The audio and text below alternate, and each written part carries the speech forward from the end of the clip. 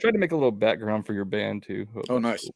Actually, as one of the questions I had about the album, Hmm. the latest one, what was it, Deep Heart from Yeah, Much Evil?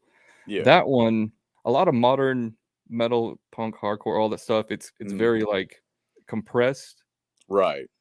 But Yeah. I was listening to you, and it was like your guys' album was very open, Hmm. not like ear fatiguing. It was, it was just Right. kind of natural sounding. And Hmm. so do you guys mix it yourself, record it yourself, or you go to studios and do that? Well, we've been like myself and our bass player Mike Gilgy. We've been in and out of bands together since about '96 or so. And that the guy that does our mastering that lives in St. Louis there, his name's Gary Moore, and we he was actually in one of the bands with us, and he like as far as the mastering is concerned, we we do all the mixing and all that, and what we usually do is we have an old Ramza 24 track board that we run everything through into the computer, and just to kind of give it a little bit, it gets like a natural compression that way. And we don't use a lot of plugins. Um, we don't really use much compression. I think the only plugin we used on the guitars this time was Jack Joseph Pugue, or however I don't know how you say his last name. It's JJP plugin, and we used a little bit of that. Um, but I think the main ingredient, I guess, would be we got one of those. It's called a Fredman mic clip, and you put two SM57s in there, and one points right at the cone, and one's at kind of off center. It's not quite 45 degrees. It's like 30. It's like a weird angle. Yeah. And it's Studio Fredman in Sweden. They're the ones that came up with this, and basically all those '90s Swedish death metal records used it. A lot of those bands that use the Boss HM2 pedals, and that whole buzzsaw tone. Like the whole That's dismember and in Yeah, flames and all Dismember, that. and yeah, Old in Flames, Entombed, yeah, all that Yeah. just gonky kind of raw, like real gnarly sound, and like a lot of stuff from Gothenburg, At the Gates, that kind of thing, and so we started using that on that previous album, and then on this record, we used in conjunction it was a Sennheiser 609, I think, and so we had three mics on the cabinets, which we use Arachnid cabinets. They're built out of California, and they have Eminence Texas heats in them. We just got two, like the SM57s on a mic clip, that Fredman mic clip, and then one of the Sennheisers on another speaker. And then that all goes into that old '70s Ramza board, which is made by Panasonic. The old Japanese stuff there. We just use Adobe Audition, and everybody always laughs at that. But I'm like, well, you know, it works, and that's what we're used to, and you know, so our bass player, like, what I was getting to was we accumulated so much gear being in all these bands. We've bought microphones, mic clips, mic cables, mic stands, mixing desks, and computers, and so we're like, why don't we just start doing this ourselves? And because we were having people help us out, and back in the way back when, of course, you went to a studio, and we never did really like how stuff sounded, and so we're like, well, we can they always say to mix with your ears and not use the computer, or you don't not use the lights and the levels, but just mix with your ears, and that's one thing we always try to do, is mix with our ears. But you were talking about the wide open sound. That's another thing, is we always try to make sure there's a lot of headroom for when Gary gets a hold of it to master it, because you mentioned ear fatigue. The whole brick wall. I feel like the loudness wars have died down some, but it's still kind of like, man, people just love to push it, and there's nothing wrong with that. But at the same time, we're more old school, and we kind of are from that school of thought where things have more dynamics to them, and more of that '70s and '80s kind of production value. So I mean, that's kind of where we come from, and but we're still trying to take it into this, music that we do, which is, I guess, it's a newer thing, but it's still kind of usually the older crowd like, oh, I hear shades of this or that, from when they were younger. So I don't know if I answered your question at all, but It made me think too because when I uh-huh. was going through the credits, Yeah. like, the production kinda has, like, that old school Yeah. openness to it, like bands Hmm. like Death and Massacre. Then I saw Oh yeah. that Kim Lee was, like, Oh yeah. doing the guest vocals on one of the songs. I was like, "It kinda makes sense because 'cause it's got that Right. that old airy," because Hmm. those bands back then, that's how it was. Right. And Yeah. It has like. I started recording in the late '90s, and, Okay. Yeah. I could remember, like, when I first like, "Okay, Imma be loud as I can." I Hmm. did one demo, and it sounds the worst out of all of them, but the Yeah. waveform looks just like this. It's like a Oh yeah. straight It's just a block. straight line. Yeah. I was like, "Well, Yeah. that's not the way to do it." Right. Yeah. Yep. As far as the history of the band, it seems like you guys have been together for quite a while. If we wanna talk about that, like, how you guys decided, like, "Okay, we're gonna do Gravehuffer," like, how Yeah. did that That was gosh, been actually in 2008 when we first got together, and we were called Crom until 2012 when we changed to Gravehuffer. And the only reason we did that was we were never quite sold on the whole Crom thing anyway.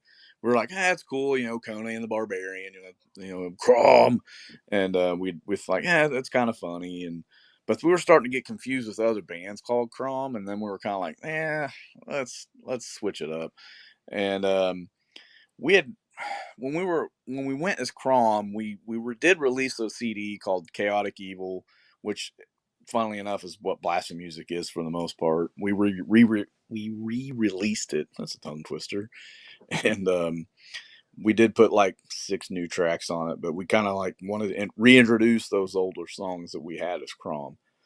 But Mike and myself, and then our initial first drummer Larry, he was also in the same band with Mike and I in the '90s.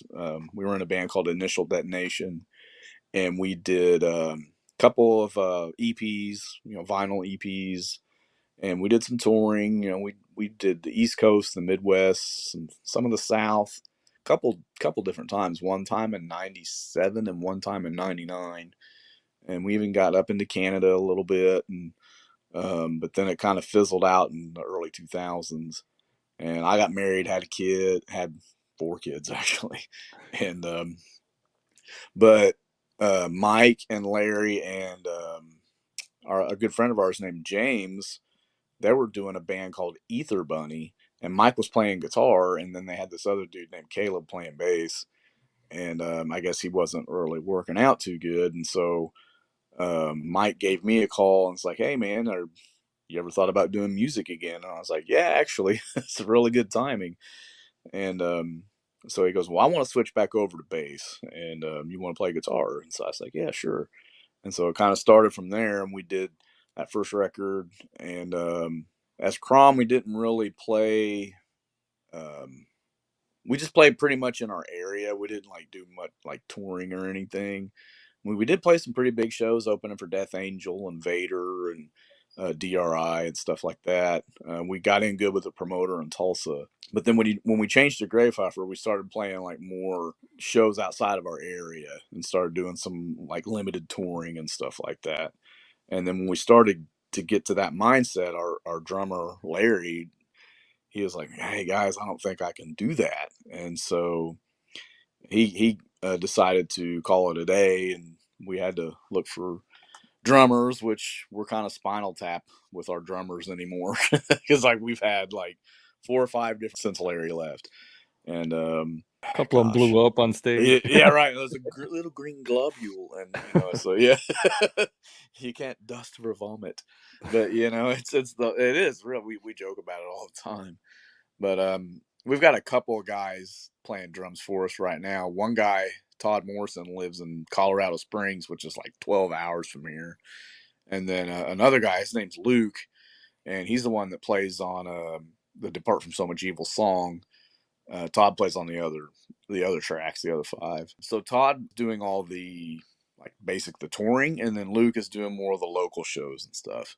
Luke's in another band, and he sings and plays guitar, and he's the main kind of guy in that band, does all the songwriting, and so it's good. We knew it'd be hard to pull him away to do Gravehuffer full time. So um, we got a hold of Todd. Actually, he came into one of our shows, and it was somebody Mike knew from way back in the day, like 94, 95. And because he used to live here and just south of Joplin.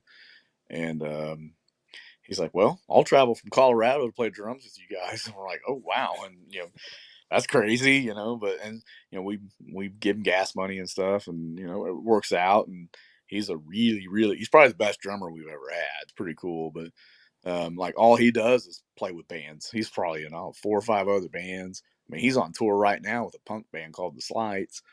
And as soon as he gets back from that, he's going on tour with us for a few shows, and we're doing like Kansas and Iowa, and then some local stuff. But so yeah, man, it's crazy how this band's evolved and got to where we are. We've been doing this for 15 years now. So with that drummer situation, it's Uh-huh. I kind of did something similar once in a band, and Okay. so I imagine there's you guys probably do a lot of communicating on how things are going to be as Yes. far as arrangements go, stuff like that. Hmm. Because Yeah. this band I was working with, they were okay. Here's the song. You do the lead break, and it's like okay, cool. So Hmm. lead break happens, and then after that, it goes just strictly to the rhythm guitar. Right. Then the drums come in a little bit later. So I was like, okay, I'm Yeah. doing lead, so I'm gonna stop. Yeah. And when the rhythm starts, well, we go Uh-huh. play the song, like, for the first time live because they never wanted to do the song in rehearsal, like, "Oh, no, we got it." Oh no. I do the solo and Yeah. stop, and then the guy looks at me, and I'm like, "That's your job. You're Yeah. the Right. rhythm Yeah. guy, you know?" Yeah. So I Yeah. bet you guys have to do, like, a lot of, communication, ironing things out like that, but Yeah. It's weird. Like, every album we've done has been a different process because especially with Todd, like, we would just like write stuff and then I'd play to a scratch rhythm track to a click, and like, okay, here you go. Here, put down your drums. And then he'd send us the drum tracks back, and then we would record the rest of the stuff. I'd record a couple of guitar tracks, and then Michael would record his bass, and then we'd do vocals. So yeah, it's a very strange process. And then when we did the Depart from So Much Evil song with Luke, he lives here, so we were able to kind of hash all that stuff out in a room together like we're used to doing. But yeah, it's been pretty interesting trying to get all those parts put together. And thankfully, Todd's he's been to recording school and stuff like that, and he's very much a professional. And like, he had us drum tracks within a couple weeks, I think. nice. And yeah, I mean, the dude's amazing. And so yeah, that really panned out well. I'm assuming that's what we're going to do this time. We have talked about having like a writing session where Todd comes down for like a week, and we just pull all of our ideas together and write the stuff. And then the last couple days he tracks his drums, and then he can go back home, and then we finish it up.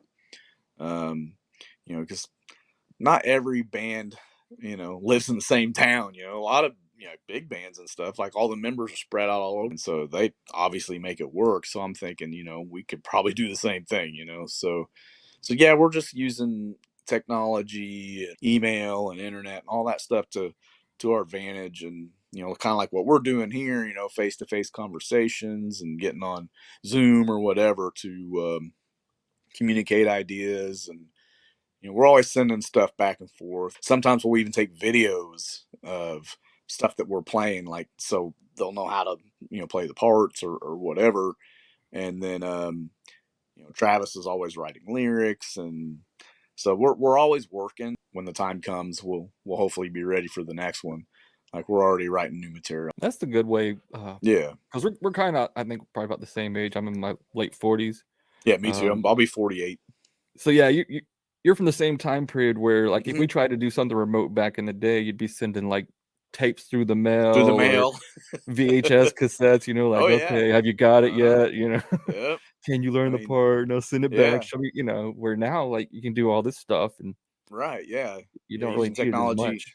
Right. Just using technology to your advantage. And like, back then, I don't know how bands did it. Like, I think back then what they would do is they would like block out time and get together and okay, we got a month to write or whatever. Like you'd hear about Led Zeppelin going to like a cottage in the woods or whatever, and they'd spend that's what they would do. They would just block a time out and write and record, and there you go, there's your album. And I think we're gonna maybe try that approach and see how that works this time. Yeah, 'cause you hear a lot of stories back in the day about metal albums that were written in a room together in a week, like, "Okay, we Oh wrote it in a yeah. week, and then next week we recorded." It's like, "What? You did what?" Oh yeah. Like, Black Sabbath, the first record was what, 2 days or something, I mean, Something I like think, that. the material was already there, but like they recorded it like boom boom and like it was basically them playing live. Yeah, I I don't think know, Bleach man. from Nirvana was, like, 1 day, I think. It was Oh, like Bleach, yeah, I think it yeah, I was. think I 'cause think I they think didn't have you're any right. money, and they went in there Yeah, and you're just, sometimes what do they say? Like sometimes limitation sparks creativity, so you just never know. So we kind of like the doing it different approach every time. speaking of different approaches, see how you guys would explain it. Because when I listen to it, I hear in your music, I hear the punk influence, I hear some metal, then Mhm. you got the stringed instruments and stuff like that. There's an Uh-huh. acoustic part. Vocals, I hear like low growls and almost some black metal stuff. And it's like Yeah. there's all these different pieces, but I don't want to say it sounds like Mr. Bungle because it doesn't. You know how like Mr. Bungle is like all over the Yeah. place Right, yeah. and it's jarring. Right. Where with you guys, I want to say it's natural. Like all the Mhm. changes and the influence, they fit together naturally. It's nothing like that throws you way out of left field like Sure. that. Yeah. So I don't know how you would describe it to somebody that's not heard you guys yet. Yeah, that makes sense, and, it's funny, like, I think in some review I read recently of the new record, somebody just said something about Mr. Bungle. I'm like, "Oh, dude," because 'cause we're like you, especially our singer, Travis, like, he's a massive Mike Pat. But yeah, the Mr. Bungle thing, it makes sense, they are a big influence. But I think more in the way of just not necessarily what they do, but their approach and just mixing of the genres. And I think a lot of that has to do again with how we were talking about our ages. Like we just come from a slightly different era, and a lot of those bands back then they would do that. You'd hear something that had more of a faster tempo. The next song would be real mellow. The next song would have like big fat riffs, or whatever, and like the vocals would be different every track or whatever, maybe he sings low one song, the next song is like screaming, like, Judas Priest or whatever, like there's one song's like Painkiller, the next song's like Before the Dawn, or, it's like, um, just those bands that we're into, just that's how they approached it. And I feel like that's kind of what our approach is as well. Is a lot of the times when we write, it's kind of how we're just feeling at the time, um, and I think that's more to do with just what we were kind of weaned on or brought up on. I feel like a lot of newer stuff is a little more compartmentalized, and I don't know, that's fine. I get kind of tired of that kind of quick.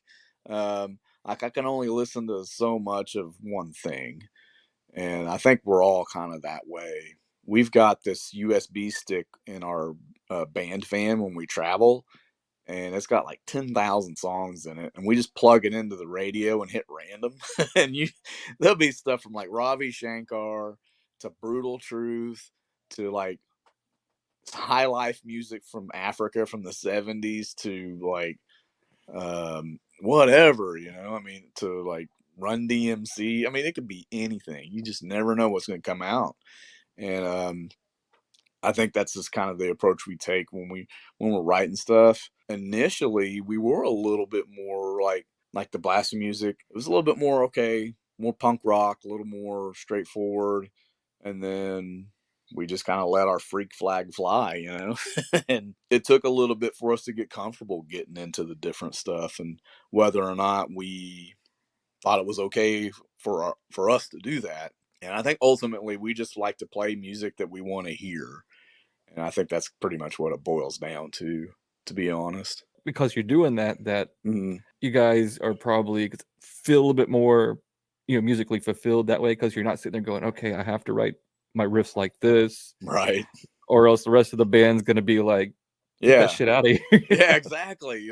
Like somebody will come up with stuff and either the rest of the guys are like, "That's awesome," or nobody reacts, you know? And I'm like, "Okay, I guess we'll shove that one to the side," or I mean, dude, I've got a phone full of riffs and, I mean, there's hundreds, and, Mike's the same way. He'll start playing something at practice, and then either we're like, "What's that?" or it just kinda goes in one ear out the other, it's just it's interesting how that process works. You just never know, like walking into the room, if you're gonna leave with a brand new song or what. To me, that's just nothing's more exciting than that. We used to set up like had a like it was like a digital 4-track recorder. Oh, okay, yeah, That I would set that up we'd at band rehearsals for those moments, like yep, you just start jamming like I don't mm, know, maybe the drummer's going to the bathroom, somebody's yep, smoking a joint or something, and exactly, you and the drummer sitting there playing. It's like, oh, that hmm sounds cool. You just hit, yep, record. That way hit you don't record, forget it. So hmm everybody comes back to the room like, what'd you play? I don't fucking know. Like I don't know, man. We're just something. jamming, yeah. And that happens all the time, man. And that's what's awesome. And that's what's kind of weird about not having a drummer per se right now that's local is we don't really have that kind of thing going on. Like for the beginning of this year, we played a whole new set that well, we had to learn a whole new set. And so we just got the drum tracks off the computer and put them into like a media player, and we just played it through the PA, and we were just like rehearsing to drum tracks until Todd could come down and we could rehearse with him for a couple of days before we decided to start touring again. And that was just strange. Like I've never done that, and none of us have. And when Todd came in and we started playing with actual drums, I mean, it completely changes the energy of it. And he plays a little different than he recorded the tracks. Stuff's different live. And Right. so yeah, it was interesting how things morphed into how they are live. It seems like the first couple albums there was like a longer time period between the first two Right. than these last two. Hmm. It seems like it picked up pace. Oh yeah. Is that something that's gonna keep going forward? Now that you Yeah. got I believe you said it was Todd was the one that was in Hmm. Hmm. Colorado. Yeah. Yeah, I think so. I don't know why it took us so long to do those first couple records. I just think we've taken it a little more serious now. Those first couple records were, I mean, I don't want to discount them in any way, but I think now, I think the communication is better now. I also think that, I don't know, I just feel like with things that have gone on in our lives these last 5, 6 years, it's just been more we've been more inspired to write. I mean, I guess that's what I'm trying to say is I feel like life has been a lot more of a struggle these last few years. There's been more pent up like emotions and stuff like that. I know it sounds cliche or cheesy, but I feel like that's really why. It's funny, like nobody's ever asked that question. That's a really good question, and I'm now honestly never really even thought about it. To me, that feels like that's why we're more prolific is because we're just more inspired. All these things going on in the world in Yeah. your actual lives as well, and Right. then it's like, well, I need somewhere to put all this, Yeah. or I'm gonna go Exactly. crazy. So Yeah. not Yeah. it's just like time to write songs. I got to do something. Yep. Yeah. It's been a very crazy last 10 or 12 years. Like Joplin had the tornado, and me and my family we were in it. We were at home, and we lost our home, and I mean that was a wake up call, man. It was like it changed our lives. It was crazy. And ever since that time, man, it's been. I don't want to say we were taking stuff for granted back then, but I feel like now we just have this. There's this just more of a drive to like get this stuff out of us, and we're not getting any younger, and you know what I mean. Like I don't know. I feel like we're just like it's just more inspired. I think that wasn't even a question I had for you, but it led into a question I've been thinking about for a long time. So now Uh huh. I do have a question for you. Okay. It seems like in the metal world, Uh huh. like when we were kids, the bands were of a younger age. Right. And now it seems like not only is it the same bands from when we were younger, Yep. but even the newer bands are older. Yeah. Like It seems like it's like an older, just Yep. audience and band fan base. Everything's like old. It's Right. like, why are we all old? Like even the bands are Yeah. old. The new Yeah. bands are old. Like Yep. That's a good point, you know? I that's interesting. I've never even thought of that. And, I mean, there are younger bands and younger metalheads out there, and, but yeah, when we go to shows, it is more of an older crowd. And, because I remember playing shows back in the day, and man, it was kids, man. It was you used like, to laugh at the old guy. We're like, who's this yeah, old guy in exactly. the Who's this audience? old guy in the audience? Yeah, now it's like we're all the old guys in the audience, you know? I mean, we'll play all ages shows and stuff, and it's awesome. And there'll be a lot of kids, but there's a good mix even at the all ages shows of older and younger. Um, and yeah, man, it is bizarre. That's I've never really thought about that too much either. I don't know why that is. The only thing I could come up with when I thought about it was, okay, when it happened in the 80s, like, Hmm. of course there was the metal in the 70s, but the metal in the Right. 80s was it was like an army. Like Oh everybody yeah. was in this army and everybody else that Hmm. was not in this army, well, you don't count. Like it was a Yeah, very yeah, yeah, rabid fan poser. base, loyal. Yeah, it Yeah. was like super loyal. Yeah, So exactly. those fans never left. They're still, Mhm. metal fans to this day. So I think maybe Right, that might be part of it. When you go, see the bands, those same people are still there because they weren't pop fans. And right. pop fans just kind of move with, okay, well, what's cool now? I'm gonna go What's listen cool to now? that. So Exactly. Yeah, that's a good point, you know, there is this very extreme loyalty component to this style of music, really for any kind of, like, extreme genre. There seems to be that kind of, loyalty part of it, and, yeah, that's a really good point, and I'm glad of that, though, because the people are into the music. You know, they're not there to be seen or look cool, or they're there to see a show, and they want to be with the band and buy merch and hang out and all that stuff you do when you go to a show. You know, meet new people and yeah. make new friends, and that's why they're there. Yeah, like in the late '90s, I made some kids metal fans by accident. I was at an all ages show. Like they Hmm. called it a sock hop in this little small town I was in. Oh, yeah. And this is back when grunge was big and alternative. They Uh were huh. doing all that stuff, and I was a Yeah. little older, and I showed up Uh drunk and high. And I'm walking through the audience like, "Oh, you guys all suck. You guys suck, man." huh. So I knew one of the guys on stage. He's like, "Come on up, sing this song with me." And I was like, Yeah. "All right."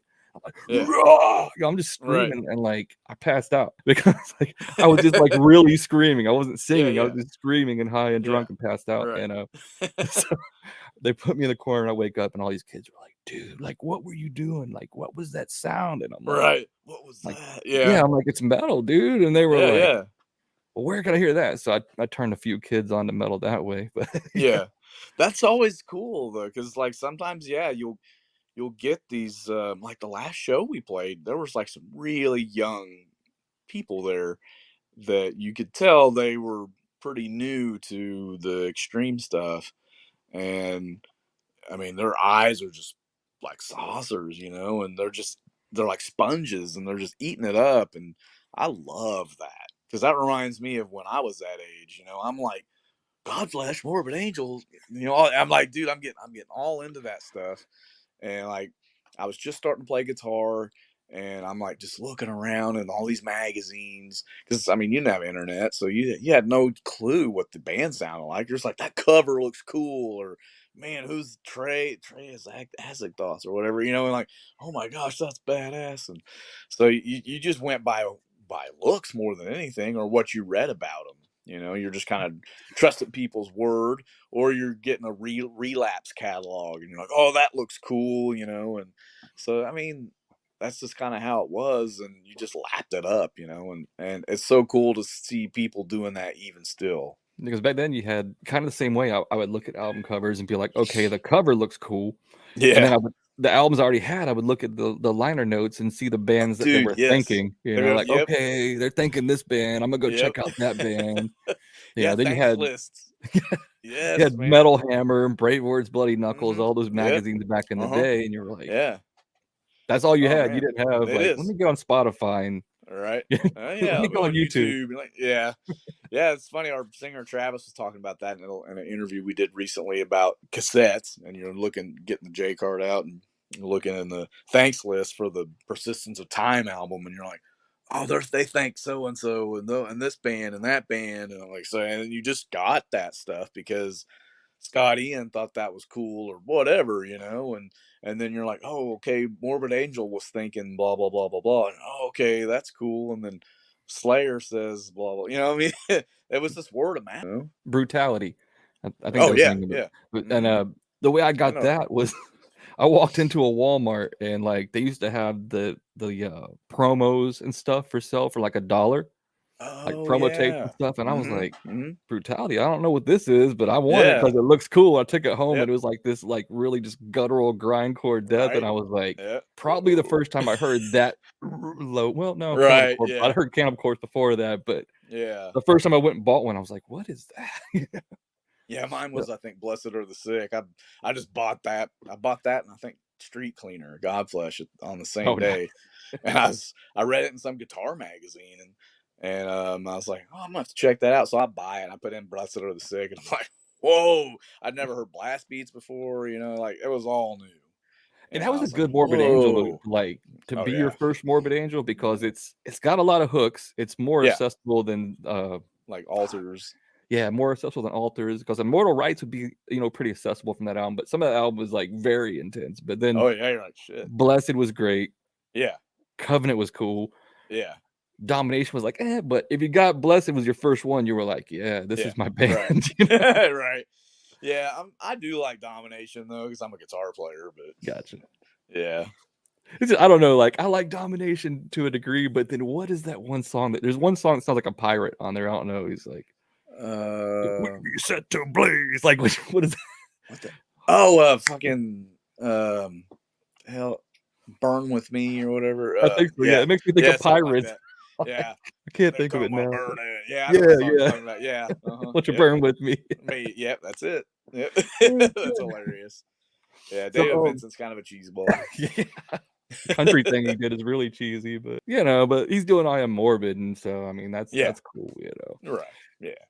But, your guitar, are you Mhm. like, you actually, when I saw you with the Solars, it made me really, like, wanna go check them out myself because, Okay. like, you're in the same area, and I'm like, "Somebody here is using Solars." Are you actually, like, endorsed or just an Mhm. artist or, Yeah. like, you just Yeah. like them?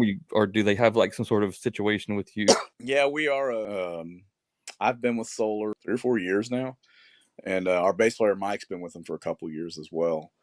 And yeah, it's pretty cool, man. Like I just on a whim bought a Solar one time, and I was like, wow, this is an amazing guitar. Like it's probably the best guitar I'd ever played up to that point. I had a Gibson Flying V, and I like it. Oh, I nice. liked it better than that. And I know that's crazy. People look at me like, no, you're crazy. I'm like, play it. Like, dude, I've been playing guitar since like fucking 1989. Come on, man. And I'm not like the greatest, but I know what I like that feels good to me. What inspires me to write. And the Solars, man, as soon as I pick those up, I'm like, dude, riffs are flying out of them. And so I just basically asked them like, hey, how do we get a deal with you guys? And they sent me this form, and I got the deal. And so Cool. like, it was like kind of crazy. Like I was like, I thought there was no, we're not popular enough or whatever, but we somehow fit the bill. So and Ola has even mentioned us before in posts and stuff, and um like the here a couple months ago, I can't remember, somebody posted something on his page about us. And he's like, Gravehuffer kicks ass. And I was like, yay. I mean, it was just cool, and yeah, I mean, and they're super nice people. And his wife, Louise, is just fantastic. She's the one we usually talk to about stuff. And like I've got 4 different Solar guitars now. I got an 8 string V, I got a 7 string A series. It's the white one. I've got a 6 string like Explorer type. It's kind of a red, and then I've got a 6 string V as well. And I use them all. I mean, I've recorded with them all except the 8 string. That'll be on the next record, but but Nice. Yeah, I just got it, and I'm still trying to kind of figure out how I want to incorporate it into Gravehuffer without it sounding like Meshuggah or whatever. But I mean, I love Meshuggah, but I don't want to sound like them, you know. But I just want to do our thing with it, and so that's been the trick.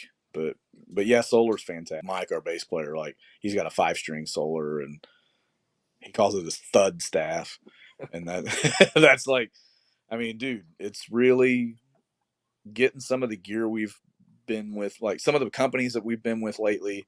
It's really changed our sound from it went from like this to like this. I mean, it's really elevated our tone, and like the whole entire new record was cut with the that Solar 7-string and Arachnid cabinets. I got a guy named Curran Murphy who was in Nevermore and Annihilator. He built me an amp, and he's got a company. Yeah, he's got a company called Custom Audio Mutation. Dude, that it's a beast. It's kind of like this cool mix between like a Mesa Boogie and a Marshall.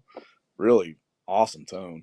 And then I also I've got a Marshall, or not Marshall, Mesa Boogie Mark III from the late 80s that I use as well, kind of blended in for that kind of, gives a little bit more of like a definition, kind of like a not Injustice for All type tone, but maybe a little bit. Yeah. Just a super just tight kind of vibe, and the Custom Audio Mutations more of just this grimy kind of just thick kind of thing, and I kind of wanted something that had both. That's the trick. Getting a big ass heavy sound, but you still have some articulation. So that must be the amp when I was listening to the album, there was some Uh, parts that I heard that the amp kind of sounded like almost like a Laney AOR kind of oh type yeah. amp that is kind of Hmm. just like sludgy and spongy. Yeah. There were Hmm. some parts in there that was like that. I was like, wonder what amp are these in? Is it an 800? Like what are they Right. using? But it must be Right. that amp that Yeah. custom. That's really Yeah. cool. He's from Nevermore. He's doing that now. That's kind of Oh yeah, yeah. He's got a band called 72 Legions. They're out of Akron, Ohio, and if you like wacky death metal, you probably love them. We've played a couple shows with them, and they're pretty new. But I mean, Curran's dude, that guy's toured the world many times, and I mean, and he's like the nicest guy in the fucking world. Like anytime we play anywhere in Ohio, he's like, "You guys are staying with me," yeah. And nice. I mean, he's a super nice guy, and I'm proud to say that I'm his first endorsed artist. And he the amp he made me has this silver alligator like Tolex on it, and I'm like, because I'm kind of a cheese ball and I love funny, goofy stuff like that. And every time we play a show, everybody's always like, "What the fuck is that alligator silver?" Like, You because got to I'm wear like a like, satchel wig from yeah, fucking right. Steel Yeah, no Panther. shit. Satchel's. Oh, I love Satchel. He was in Fight, by the way. I don't. I kind of Yeah, wonder. yeah. People forget that People shit, man. forget that. Yeah. And dude, I'm like the hugest Priest fan. They're probably my favorite band, and so I'm a huge Rob Halford fan too. Like every Gravehuffer record's got some kind of like high pitch, "Wah!" And like that's me. Nice. I'm like, I got to put that. Yeah, yeah, man. I remember the It's so. video, he had the top hat on and, like, he was, like, wearing the grunge clothes in that one fight video. What was it? Oh, Immortal Sin. Yeah. Yeah. I Yep. remember watching that like, "Oh, shit, And Satchel." I know I was like, what the hell? I mean, I love that album and that song, but yeah, the video's weird. Because I remember seeing his name. On your Solars, are you just using the stock, Solar pickups, or do you use anything, like, aftermarket? No, it's just stock stuff, man. It's just stock. They are Seymour Duncan. That's what they come with. Because the Um, Duncan, what are they called? The Duncan Solars or something like that? Yes, Or Duncan Solars. yeah.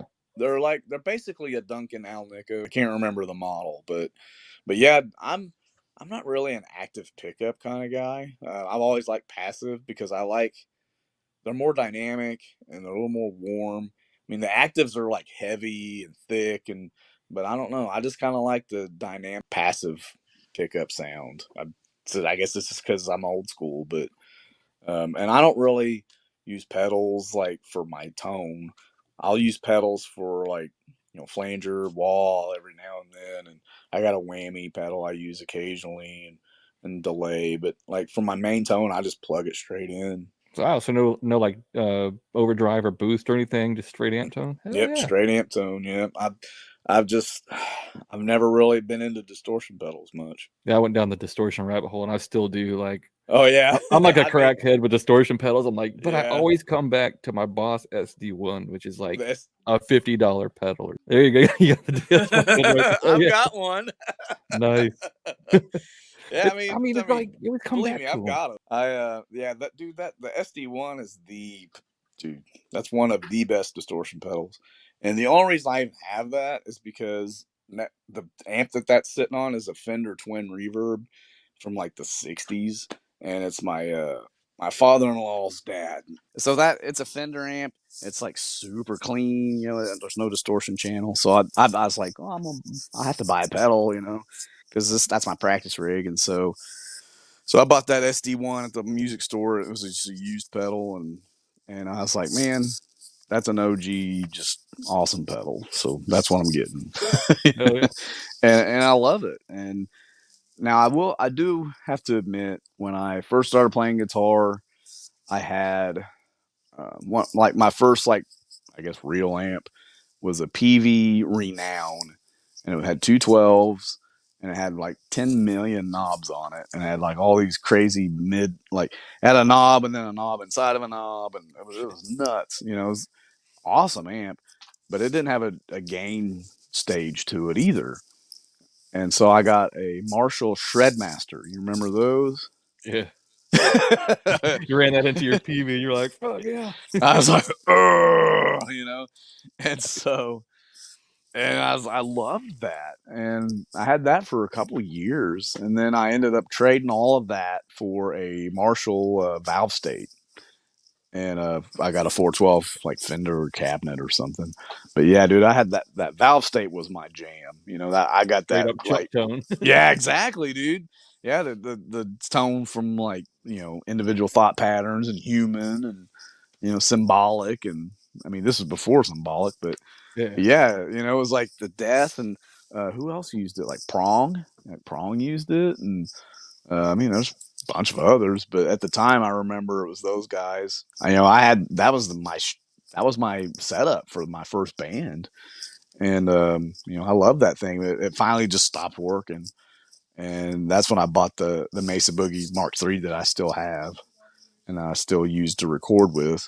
I don't take it on the road because it thing weighs like 10 million pounds, but I just take the custom audio on the road. But yeah, that Mark III, I've had it modded.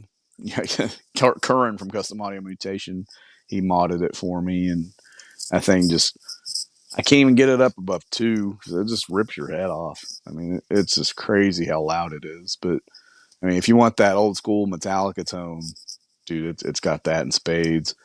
And if you mess with the EQ, you can even get like that kind of like old Dismember, Entombed, like Hypocrisy, kind of like just Nice. crazy tone. And but yeah, I like to use that blended in with the Custom Audio Mutation amp to get just a really nice, thick but tight sound. It's been really hard to do up until this last record. So you're just doing like a stereo rig live, or you just running one amp, or I'm just wanting to run one amp live. Um, we're wanting to do a stereo rig, um, but I think we're gonna have to get like a bigger van or get a trailer if we're gonna do that, because just what little we have now fills up the van. Because our gotcha. drummer, like, he's got double bass and all that stuff, and but his kit's not even the biggest. But our bass player's got a he's got 2 cabinets, and there's a 15 in each one. One's got a picture of Godzilla on it, and the other one's got a picture of like the guy that did the artwork for the record, Eric Swede's got one of his paintings on it, and His rig dude, takes like half your van up. oh dude, yeah, it's fucking huge, and so he's got a Mesa Boogie Subway 800-watt amp, and I mean it just dude it pounds the shit out of you. Nice. So yeah, we like volume. So I'd mentioned it earlier, and I gotta know, like, Mm-hmm. how the hell do you get Cam Lee on an album? Because I want Cam Lee on an album myself. Like, how Dude, did that happen? I just point blank messaged him and asked him, and he was like, "Hell yeah, man!" and all he wanted was a copy of the record on vinyl when it comes out. That's all he Wow. wanted. Yeah, I mean, he's a super nice guy. And man, the thing that was cool about that was he had just gotten over a head cold or something when he tracked his vocals. And so his vocals sound all fucking gnarly, man. I was like, because he sings. I don't know if you could tell which part he sings. You probably can, but it's like the second half of the Inferno section, like Yeah. before the guitar solo kicks in. And it sounds like our singer Travis is like, it sounds like he's eating ribs or a sandwich while he's eating because it's just, it's like, dude, it's just, it's fucking amazing. Like, he's like one of the original death metal vocalists. And, people don't, I don't think people get that, like, dude, he sang on the Death demos and shit, Yeah, because when I like, saw that in your listing, I was like, "That's a fucking joke." Like Cam Lee's not on it, you know. When I was listening, I was like, "That might be Cam Lee on yeah, it." right. Yeah. That's him, man. Yeah, he's a super cool guy. Yeah, it was really neat to work with him. And yeah, dude, his Massacred, like, they're super busy. Like they're Yeah, always playing. And yeah, it's kind of weird. Like every time I listen to it, I'm like, that's fucking Cam Lee, dude. yeah. Being old school, you're like, "Oh shit!" Like when I was a Yeah, kid, that was the guy. yeah, man. Yeah, One definitely, of the man. guys, but yeah, Yeah, exactly. It's always cool when you talk to somebody and they get it, and more often than not, people like, oh, Cam Lee, they know who it is, yeah, and they can tell when he pops up in the song because he's got a pretty good, like, it's a couple minutes of him singing. yeah. Now, so on the other songs, Mhm. are you guys multiple vocalists or is it just one vocalist? Because one guy kind of how do I word this without sounding like an ass? One guy kind of sounds like he might be Puerto Rican Oh yeah. on Hmm. his vocals, like Yeah. because I had a band called The Inverted, and it was like the way he was Okay. pronouncing the words back in Hmm. like, back there, and he was Puerto Rican. It was like the words kind of were pronounced the same way, and I was like, Huh. is this guy? Huh. And then there's like the black metal type vocals, the higher pitched. Is that all the same person or? Um, it's kind of both. It's usually Travis and me that do like the vocals, and I typically do like the really deep stuff, but then sometimes I'm doing the black metal stuff too. Um, it's kind of hard to explain because man, I almost have to like listen to it to like, oh yeah, that's I sang that part. But yeah, it's kind of me and Travis both singing on a lot of stuff. And then sometimes it's just him. Is it the same way Um, live or? yeah, live too. Yeah, I sing a lot live. Um, I know Travis is this dude. He's just barking, and he tends to have we call it a Gollum voice. He almost sounds like Gollum from Lord of the Rings. He And might be the one I was listening to that made me yeah, think it did. yeah, it might be. It's funny because he's just as Midwest as we are, Nice. and and he says Tuesday, and he's got that Southern drawl a little bit like we do. But no, that's interesting. Yeah, I've I'd have never to even go thought of back that. like later and give you like a timestamp of which point I was thinking of or heard it. Okay. 'Cause Yeah, I'd be curious to see that, or figure out what parts those are. Um, but that actually, we do have a couple guest vocalists as well besides Cam Lee. We got a friend of ours. He does more of like this hardcore punk kind of thing on a couple of the songs, and and then our drummer Todd, he actually sings um, a chorus on a song. He sings a couple choruses, and it's like this more just straight up '90s death metal type deal. And because he sings in a couple of bands in Colorado as well, Grindscape and can't remember the other band, uh, Tree of Woe, and they're just total grindcore type stuff, and it's kind of weird. We've played shows with them, and so Todd will play drums, and then another band, and then his band will come up and he'll be singing, and I'm like, dude, it's so weird. I'm not used to him singing. I'm used to him being behind the kit, and he's got a really cool voice, and we're like, man, he needs to sing on the next record, and so we got him to do it. And So, but yeah, the vocals, dude, they're all over the place.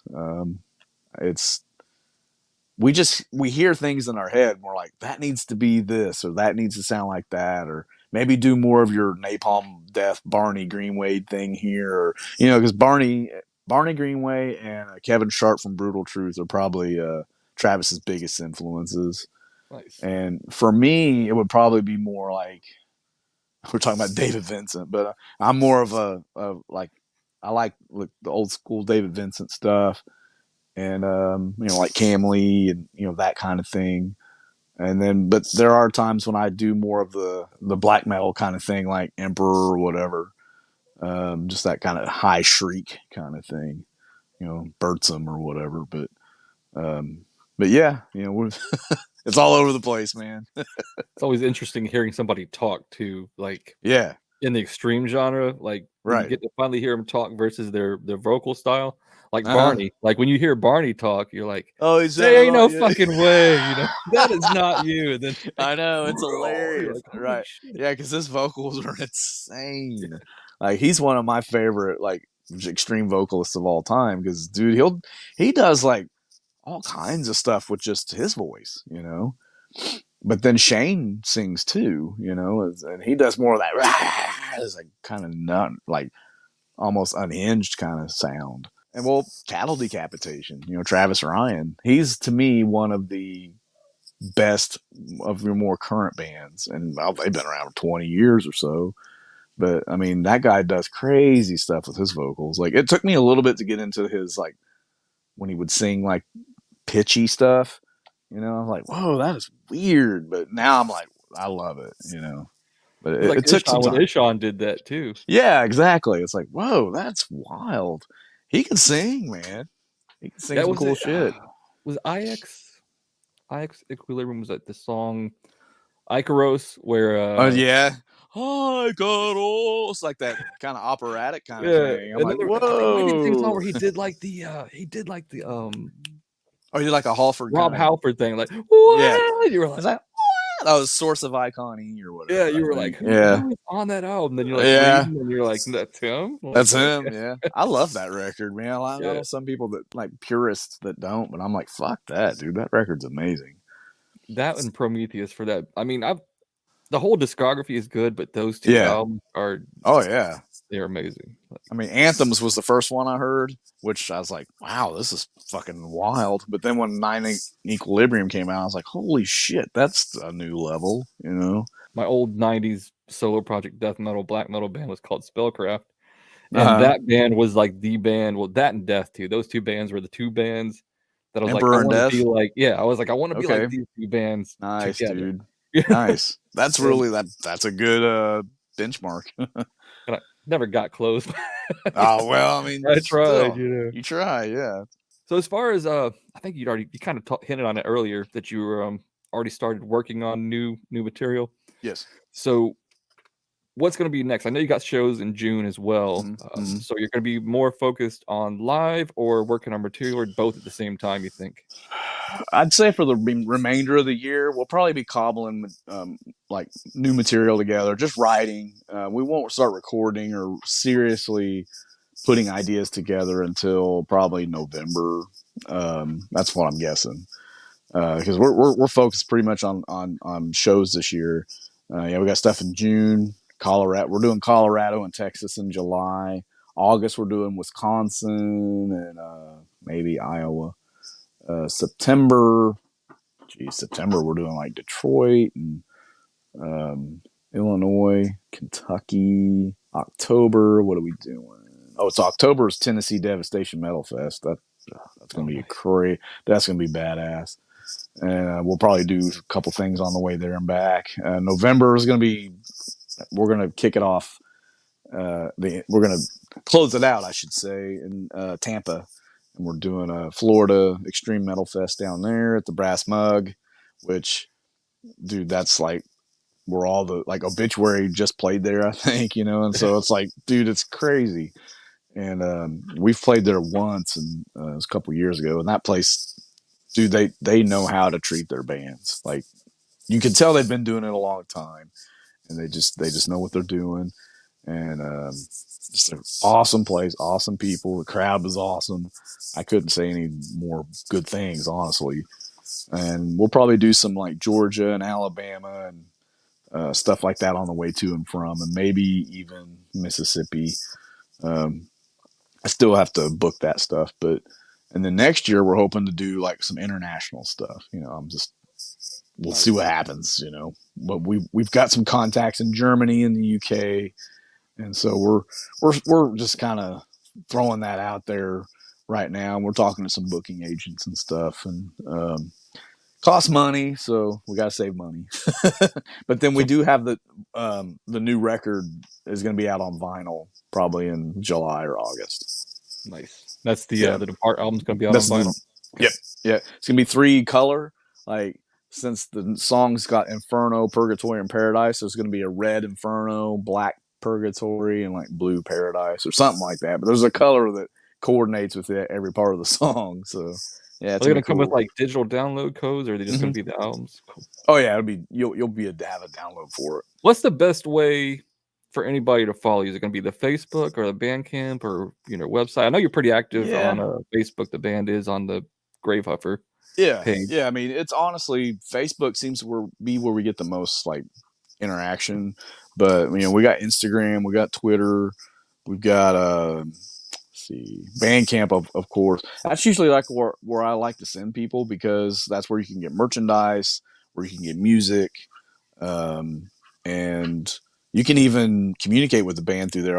There's a community tab where I post daily, and people can post on there. And like I just posted just this week, I've posted a bunch of free download codes for the new record, and man, people just lapped them up. We already went through like 100 of them, and so that was always cool. And plus, it generates traffic to the site, and so it's worked out really really cool. But yeah, the socials too. Yeah, Bandcamp. Yeah, it's just great. YouTube, of course, we got a YouTube channel, and we got some videos up there. All our news videos and stuff are up there. Gosh, I always feel like I'm forgetting something, but like if you're wanting to stream stuff, we're on Spotify, we're on Apple Music, all that stuff, Amazon Music. If you type Gravehuffer into Google, it's just us, thankfully. Right. So the good thing about the name is like, exactly, man. It's pretty unique. And so yeah, that is one plus. So with your Bandcamp site, just briefly on that, is yours set up where they can pay you more than what the album price is? Cool. Yeah. So if somebody wanted to like give you a tip or something, they could like, pay you extra. Yeah. And man, it's really kind of cool because that happens probably 50% of the time. Well, I'll get an order and it's like so and so paid so and so for this. I'm like, hey, we don't charge that. Oh, they gave us a tip, and that people they like doing that stuff, and because sometimes people are like, you guys don't charge enough, and like we try to keep it DIY punk rock prices, Right. But yeah, man, it's always cool. Like it's kind of like when we sell merch at shows, people will be like, oh, here's $20. Well, it's only $10. Oh, just keep it. And no, here's your change. No, keep it. If they insist, then we're like, okay. Because we're just not that kind of people, just old school and like, thank you. Here's, like, it's just a even Steven kind of thing. And so we're real bad about taking compliments and real bad about taking extra stuff. Right. It's just how we're built, but we're trying to get better at it. And, it's fun. We just do this because we enjoy it. Right. That's really the reason to do it. The biggest reason, Yeah. Otherwise, if you're doing stuff, I did the whole cover band thing and didn't enjoy it. Yeah. Thinking $100 a night, you're like, all right, here we go. All right. I mean, honestly, we make more than that doing what we want. So, so we'll stick with that. Right. It's like it's getting kind of choppy too. But okay. Yeah, because you're frozen now. You're kind of coming back in. So weird. Yeah, I appreciate you coming on here and doing this. And so thanks, man. If anybody wants to is watching this, I'll have the links in the description to all the places where you can follow Gravehuffer, buy merchandise, get albums, and all that good stuff. Cool, man. Thank you for your time. Thanks, man. Take care. Thanks for having me. Hey, no problem. Cheers. Cheers.